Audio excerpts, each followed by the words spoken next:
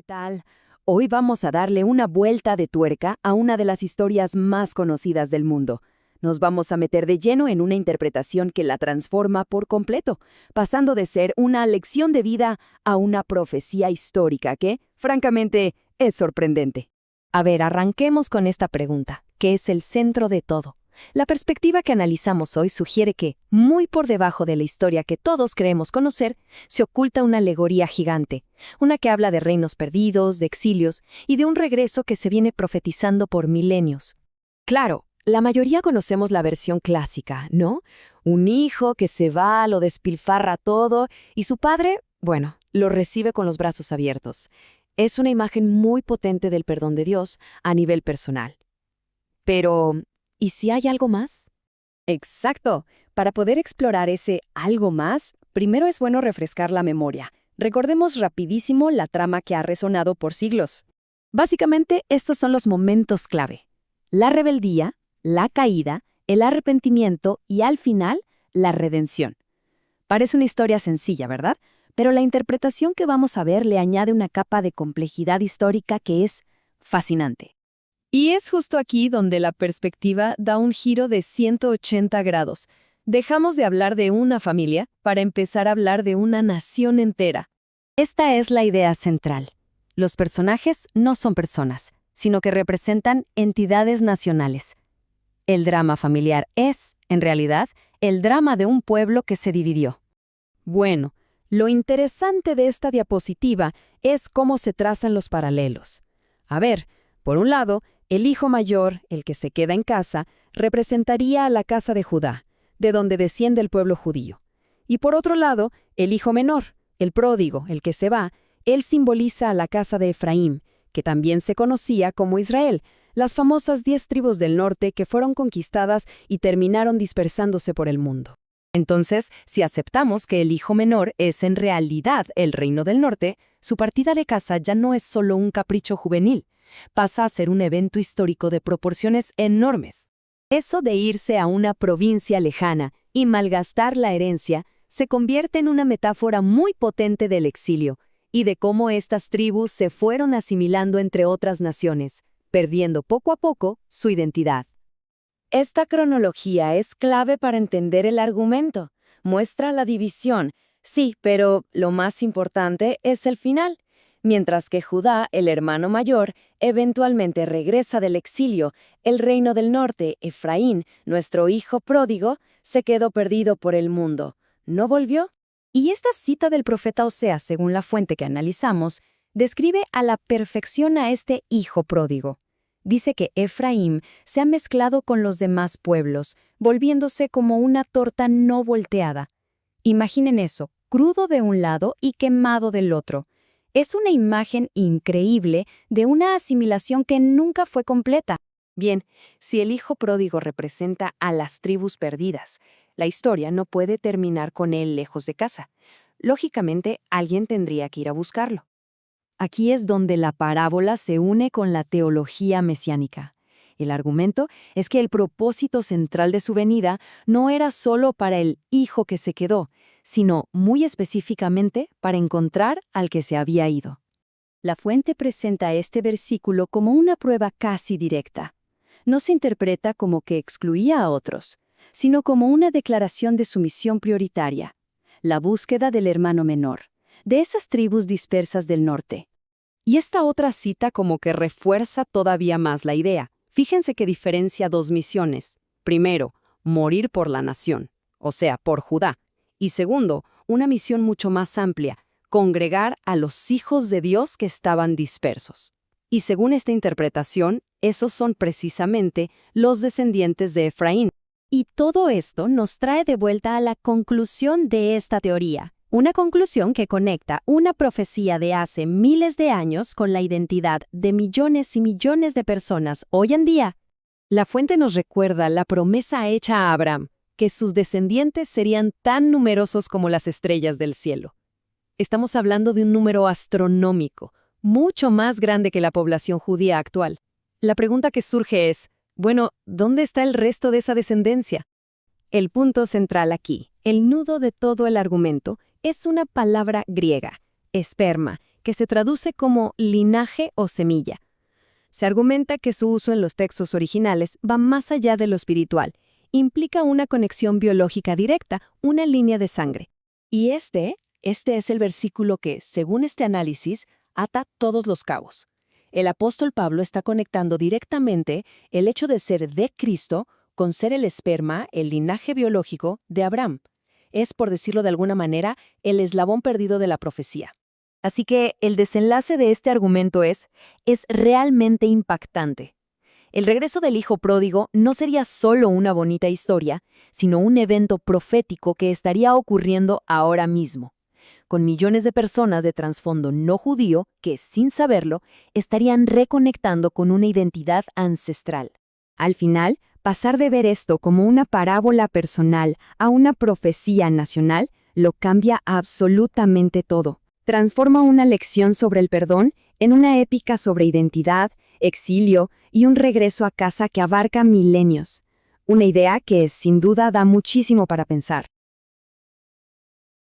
Bien, pues vamos a entrarle a esto. Tenemos sobre la mesa una fuente con una propuesta bastante audaz. Sí, bastante. Nos invita a ver la Biblia no como un montón de historias sueltas, parábolas y leyes, sino como un único y gigantesco rompecabezas. Exacto. La tesis es que todas las piezas, desde el Génesis hasta el Apocalipsis, encajan para contar una sola historia, la de una familia. La misión de hoy es, entonces, ensamblar las piezas clave que nos presenta este material para poder ver esa imagen completa. Y lo curioso es que la propia fuente sugiere empezar casi por el final. Exacto. Es como hacer ingeniería inversa. El punto de partida que se nos propone es un evento que, bueno, todo mundo conoce, la crucifixión. Claro. Central es que ningún detalle es casual, ¿sabes? Cada elemento, incluso el nombre, es una pieza esencial del rompecabezas. Aquí es donde se pone bueno. El nombre Yeshua nos explica el material. Es hebreo y significa salvación. A veces, incluso se interpreta como un grito de auxilio, como un «sálvanos». Y se le da ese nombre, según el texto, porque Él salvará a su pueblo de sus pecados. Pero esa frase, que hemos oído 1000 veces, abre una pregunta clave que esta fuente se toma muy en serio. ¿Quién es exactamente su pueblo en esta narrativa? Para responder a eso, la fuente nos lleva de un salto a una de las visiones más potentes del Antiguo Testamento, la del profeta Ezequiel en el capítulo 37. La del Valle de los Huesos Secos. Esa misma, la famosa escena, una llanura llena de esqueletos desparramados. En la visión, Dios le promete al profeta que soplara espíritu sobre esos huesos, los cubrirá de tendones, de carne, y volverán a vivir. Una imagen muy gráfica, casi de película de terror. Pero, ¿qué tiene que ver con la pregunta de quién es su pueblo? Ahí está la clave. El propio texto de Ezequiel lo aclara sin rodeos. Dios le dice al profeta, estos huesos son toda la casa de Israel. No una parte, no un grupo. No, toda la casa. Y aquí la fuente traza una conexión visual muy potente. Nos recuerda que Jesús fue crucificado en un lugar llamado Gólgota. Gólgota, lugar de la calavera. Exacto, una palabra aramea que significa eso, lugar de la calavera. A ver si te sigo con la imagen que se propone. El Valle de Huesos Secos es la nación de Israel muerta y dispersa. El Gólgota es el lugar de la calavera. Entonces, la idea es que la cruz se levanta sobre el cráneo de esa nación muerta para ser la cabeza de un cuerpo que va a resucitar. Esa es precisamente la imagen que se construye. La cruz en el lugar de la calavera no es un detalle geográfico, es un símbolo. Él se convierte en la cabeza de ese cuerpo de huesos secos, de toda la casa de Israel, para devolverle la vida. O sea que la salvación de su pueblo adquiere un significado muy específico, la resurrección de una nación entera. La restauración, exacto. Entendido. Entonces, todo el plan gira en torno a restaurar esta casa de Israel. Pero la fuente no se detiene ahí. Nos dice que en ese mismo capítulo de Ezequiel, justo después de los huesos, hay otra profecía igual de importante, la de los 2 palos. Sí, y este es un punto absolutamente crucial en todo el argumento. A Ezequiel se le da una instrucción muy particular. Dios le dice, toma un palo y escribe sobre él, para Judá. Judá, el reino del sur. Correcto. Luego le dice, Toma otro palo y escribe, para José, palo de Efraín. El reino del norte. Y la orden final es, júntalos el uno con el otro para que sean uno solo en tu mano. O sea, no se trata solo de revivir a un pueblo, sino de reunificar a un pueblo que estaba dividido en dos. Judá y Efraín eran como dos países distintos. Exactamente. En un punto de su historia, la nación se partió en dos reinos rivales, dos casas. La fuente interpreta esta profecía como la promesa explícita de que el plan no estaría completo hasta que estas dos partes Separadas por siglos. volvieran a ser una sola familia. Y la conexión que se hace es que la muerte de Jesús en la cruz es el evento cósmico que posibilita esa unión. El pegamento, digamos, para que esos dos palos vuelvan a ser uno. Vale, entiendo el qué, revivir y reunir. Pero el cómo suena casi imposible, sobre todo si uno de esos palos, el del norte, simplemente desapareció de la historia. La fuente ofrece pistas de cómo este plan siguió avanzando a través de los siglos. Sí, y para eso nos propone un viaje fascinante hacia atrás en el tiempo, buscando las huellas de estos dos grupos. Es un recorrido que va de lo más reciente a lo más antiguo. Empieza en el siglo XVI. La Reforma protestante en el norte de Europa, y casi al mismo tiempo la Inquisición española en el sur. A primera vista parecen eventos desconectados. Uno es teológico, el otro es una persecución estatal.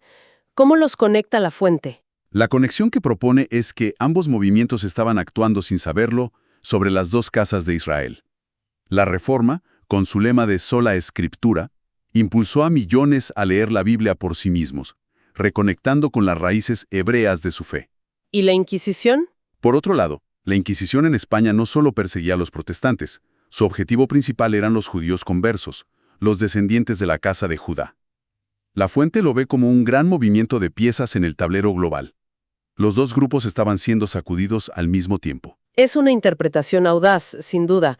Siguiendo esa lógica, ¿cuál es el siguiente paso hacia atrás? El descubrimiento de América en 1492, y aquí la fuente plantea una idea que, replantea esa historia por completo. Sugiere que hay evidencia considerable para pensar que Cristóbal Colón tenía orígenes judíos. ¿En serio? Sí, o que al menos estaba muy conectado con la comunidad judía. Fíjate, parte de su viaje fue financiado por prominentes judíos españoles y pospuso la partida de su flota un día entero para no zarpar durante Tisha B'Av, un día de luto en el judaísmo. Y la fecha de su partida también es significativa, ¿no? Tremendamente. Colón zarpa justo cuando expiraba el plazo del Edicto de Granada que ordenaba la expulsión de todos los judíos de España. ¡Wow! La narrativa que se construye es que este viaje no fue solo una empresa comercial, sino una especie de arca de Noé, una vía de escape, y así el nuevo mundo se convierte en el lugar donde la semilla de Abraham es resembrada. A ver, por un lado llegaban judíos perseguidos que serían Judá. Exacto. Y por otro lado, oleadas de reformadores y protestantes huyendo de Europa, quienes, según esta teoría, serían en gran parte los descendientes perdidos de Efraín, la casa del norte. Vaya, eso le da una dimensión completamente diferente a la fundación de las Américas. Si seguimos retrocediendo, ¿dónde nos lleva la fuente? Nos lleva al año 325 después de Cristo, al Concilio de Nicea. Constantino. El mismo. La fuente lo marca como un punto de quiebre fundamental. Argumenta que el objetivo de Constantino era más político que teológico.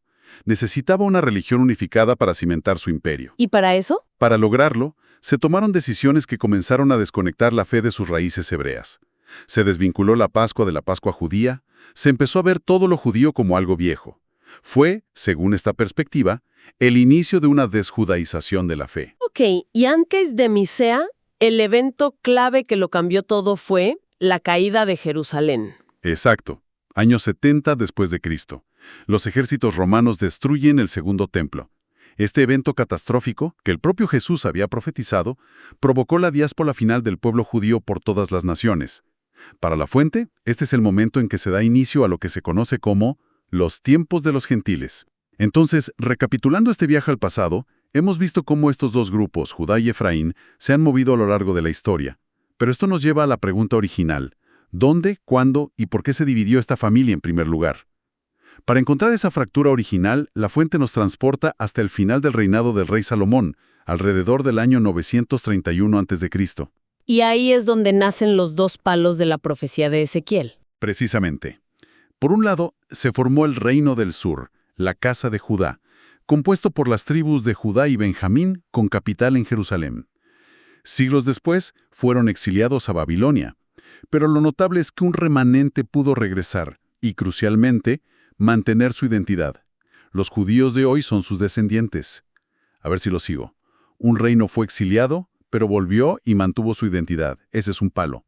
Y el otro. El reino del norte. El reino del norte, la casa de Israel o de Efraín, fue una historia muy diferente. Estaba formado por las otras 10 tribus. Según el relato, cayeron rápidamente en la idolatría. Y fueron conquistados por Asiria. Por el brutal imperio de Asiria. Y los asirios tenían una política militar muy específica. Para evitar rebeliones, dispersaban a los pueblos conquistados por todo su imperio. Con lo cual, se diluyeron por completo. Exacto. La fuente sostiene que, a diferencia de Judá, la Casa del Norte perdió por completo su identidad. Se mezclaron, se casaron con gente de otras naciones, y después de unas pocas generaciones, sus descendientes ya no sabían que venían de Abraham, Isaac y Jacob. Se convirtieron a todos los efectos en gentiles. Las famosas 10 tribus perdidas de Israel. Esas mismas. Y aquí es donde la fuente hace una conexión central. Cuando Jesús dice que ha venido a buscar y a salvar lo que se había perdido, y habla de las ovejas perdidas de la casa de Israel, no está hablando en un sentido puramente espiritual. Según esta interpretación, ¿no? Se refería literal y principalmente a los descendientes de estas 10 tribus dispersas entre las naciones. O sea que, según esta lógica, cuando Pablo dice que fue enviado a los gentiles, la fuente interpreta que su misión era ir a buscar a los descendientes biológicos perdidos de la casa de Israel que ya ni sabían quiénes eran. ¿Es así? Esa es exactamente la tesis, que la misión a los gentiles era en el fondo una misión de rescate familiar. Y esto nos lleva finalmente al origen de todo, a la promesa original hecha a Abraham, Isaac y Jacob. Pero hay un momento específico, una bendición familiar, que según esta fuente es la llave maestra. Explícame ese momento, porque parece que aquí se ata todo. Nos remontamos al Génesis. Jacob, a quien Dios le cambió el nombre a Israel, ya es un anciano ciego en Egipto. Su hijo José le trae a sus 2 hijos, Manasés y Efraín, nacidos en Egipto, para que los bendiga. Manasés el mayor, Efraín el menor. Correcto. José coloca a Manasés a la derecha de Jacob para la bendición principal. Pero entonces Jacob hace algo extraño. Cruza deliberadamente sus manos, poniendo su mano derecha sobre la cabeza de Efraín, el menor, dándole la bendición del primogénito al que no le correspondía. Un tema recurrente en el Génesis. Siempre. José intenta corregirlo, pero Jacob se niega. Dice, «Lo sé, hijo mío, lo sé». Y entonces pronuncia una bendición profética sobre Efraín. Dice que su descendencia se convertirá en Meloa Goyim. Meloa Goyim. ¿Qué significa esa frase en hebreo? Literalmente significa multitud de naciones o plenitud de naciones. Y aquí es donde la fuente presenta su argumento más impactante.